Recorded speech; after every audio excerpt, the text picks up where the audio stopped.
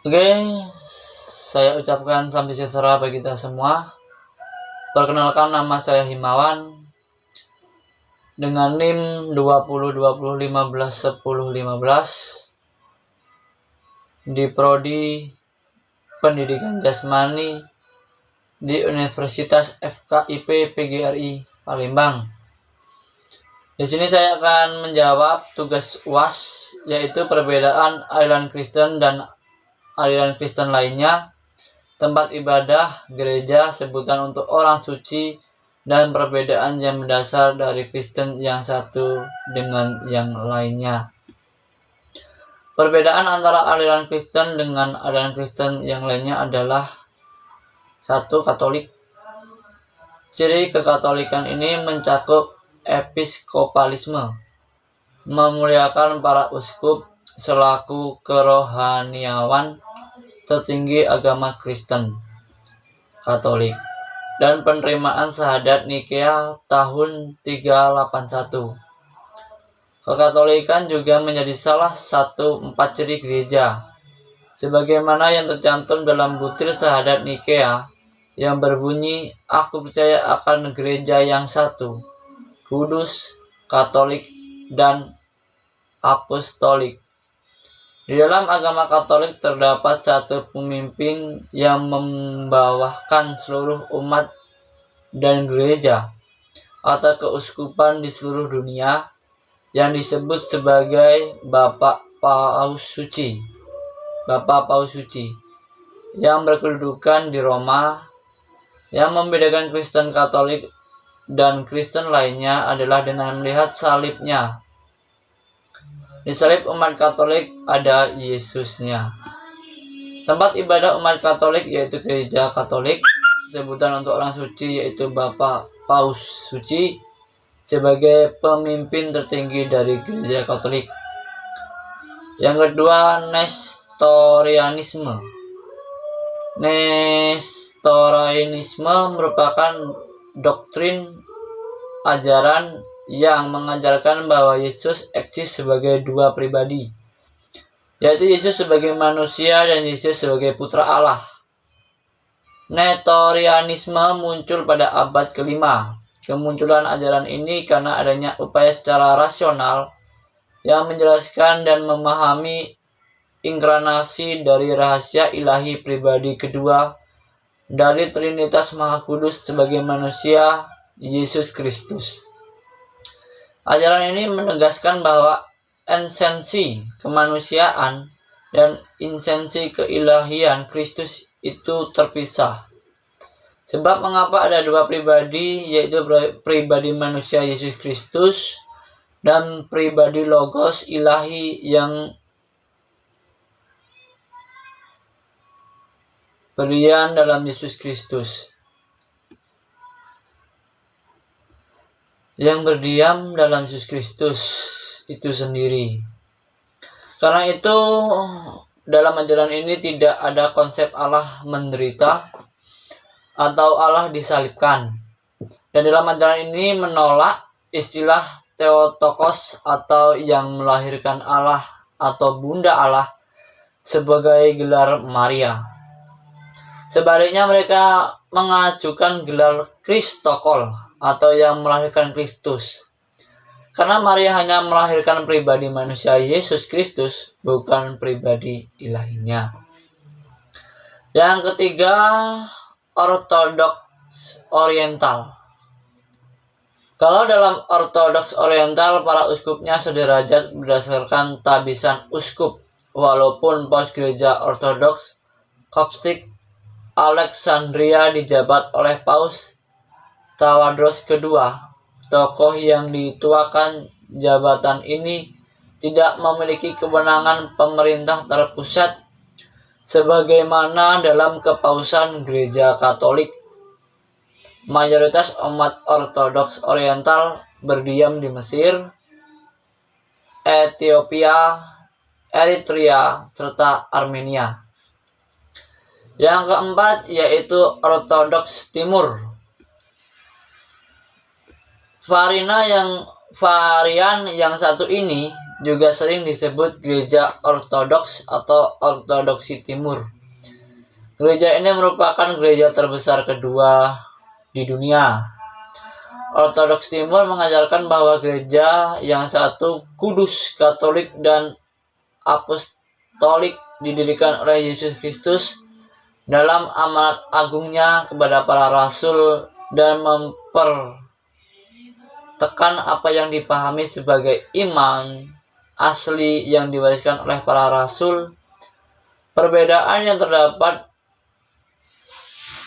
di aliran ini yaitu mereka tidak memiliki kepausan atau keuskupan dengan otoritas serupa. Ajaran ini juga menekankan penggunaan bahasa Yunani kuno atau bahasa Selafonik kuno gerejawi dalam ritus suci. Dan dalam doa-doanya, gereja ortodoks menganut prinsip bahwa ibadah atau liturgi hendaknya dimengerti oleh umat. Yang kelima, Protestanisme. Protestanisme adalah sebuah denominasi dalam agama Kristen. Denominasi ini muncul setelah protes Martin Luther pada tahun 1517 dengan 95 dalilnya. Kata Protestan sendiri diaplikasikan kepada umat Kristen yang menolak ajaran maupun otoritas gereja Katolik. Kata ini didefinisikan sebagai gereja agamawi yang berlandaskan iman dan praktik kekristenan, yang berawal dari dorongan reformasi Protestan dalam segi doktrin, politik, dan eklesiologi, melawan apa yang dianggap sebagai penyelewengan gereja Katolik Roma. Merupakan satu dari 3 pemisah utama dari kekristenan Nikea, yaitu di samping gereja Katolik Roma dan gereja ortodoks. Istilah Protestan merujuk kepada surat protes yang disampaikan oleh para pembesar yang mendukung protes dari Martin Luther melawan keputusan Diet Speyer pada tahun 1529 yang menguatkan keputusan maklumat Diet Worms yang mengecam ajaran Martin Luther sebagai ajaran sesat.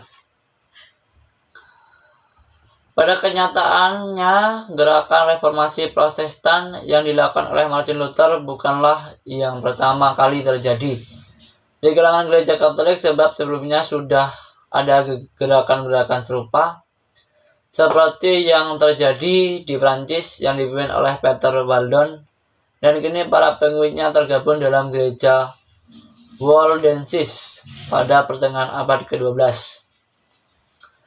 Dan di Bohemia kini termasuk Ceko di bawah pimpinan Jan Hus atau Johannes Hus. Gereja Waldensis banyak terdapat di Italia dengan negara-negara yang mempunyai banyak imigran dari Italia seperti Uruguay. Sementara para pengikut Johannes Hus di Bohemia kemudian bergabung dengan gereja Calvinis. Yang terakhir perbedaannya yaitu Anglikanisme. Anglikanisme dalam bahasa Inggris, Anglicanism, adalah suatu tradisi di dalam kekristenan yang terdiri dari gereja Inggris dan gereja-gereja yang secara historis terkait dengannya ataupun memiliki keyakinan praktik ibadah dan struktur gereja yang serupa. Kata Anglikan berasal dari ecclesia Anglicana, sebuah frasa Latin pertengahan yang berasal dari Magna Carta dan masa sebelumnya, yang berarti gereja Inggris. Para penganut Anglikan disebut umat Anglikan. Sebagai besar, umat Anglikan adalah anggota gereja Anglikan nasional ataupun regional, dikenal sebagai provinsi gerejawi sebagai bagian dari Komuni Anglikan Internasional. yaitu adalah persekutuan Kristen terbesar ketiga di dunia setelah Gereja Katolik Roma dan Gereja Ortodoks. Sebagaimana terlihat dari namanya, gereja-gereja dari Komuni Anglikan terhubungkan oleh ikatan tradisi, afeksi, dan loyalitas yang sama. Semuanya berbeda dalam persekutuan penuh dengan tahta Canterbury. Dan karenanya Uskup Agung Canterbury merupakan fokus khusus Persatuan Anglikan sebagai primus inter pares. Para penganut Anglikan mendasarkan iman Kristen mereka pada Alkitab, tradisi-tradisi gereja apostolik, suksesi apostolik, dan tulisan-tulisan dari para bapa gereja.